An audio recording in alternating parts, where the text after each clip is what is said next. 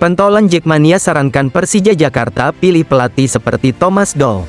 Persija Jakarta kembali menjadi sorotan usai pembahasan mengenai masa depan Mauricio Souza mulai ramai dibicarakan para pendukung setia, khususnya Jackmania. Salah satu pentolan Jackmania, Irlan Alarencia atau yang akrab disapa Abi Irlan, menyarankan Persija Jakarta mencari pelatih seperti Thomas Doll jika nantinya Mauricio Souza dilepas manajemen. Saat ini Persija Jakarta masih dinilai cukup kompetitif bersama Mauricio Souza.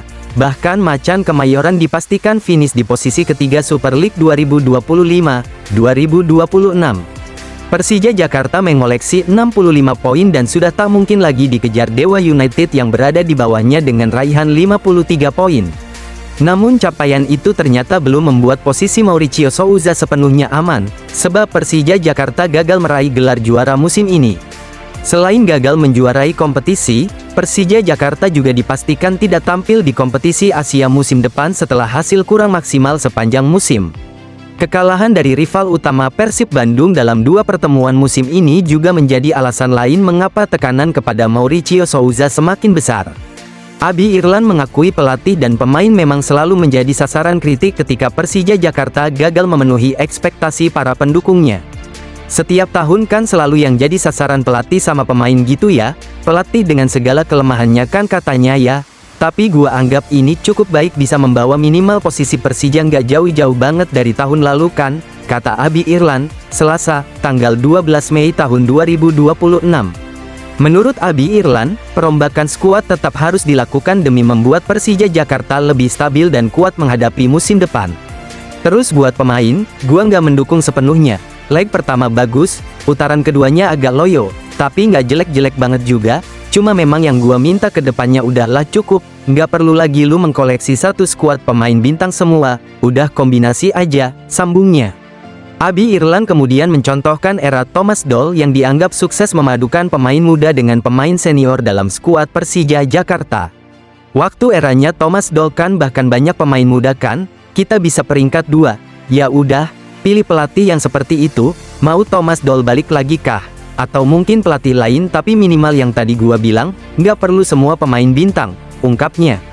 Yang penting pemain yang benar-benar berjuang buat klub kita kan, perpaduin aja antara pemain muda dengan pemain senior gitu, pemain bintang dengan pemain yang belum bintang kan gitu, tuntas Abi Irlan. Rizky Ridho minta maaf, singgung insiden kontra Persib Bandung, Kapten Persija Jakarta gelar evaluasi. Persija Jakarta kembali menerima kenyataan pahit setelah peluang juara Super League musim ini dipastikan pupus usai kalah melawan Persib Bandung. Hasil pertandingan pada Minggu, tanggal 10 Mei tahun 2026, membuat Persija harus puas berada di posisi ketiga klasemen sementara yang jauh dari target.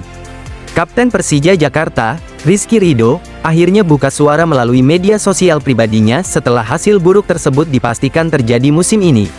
Rizky Ridho mengaku kecewa karena Persija gagal memenuhi target yang sebelumnya diharapkan mampu diraih sepanjang kompetisi Super League berlangsung. Selain itu, bek timnas Indonesia tersebut juga meminta maaf kepada seluruh pendukung setia Persija yang terus memberikan dukungan penuh musim ini.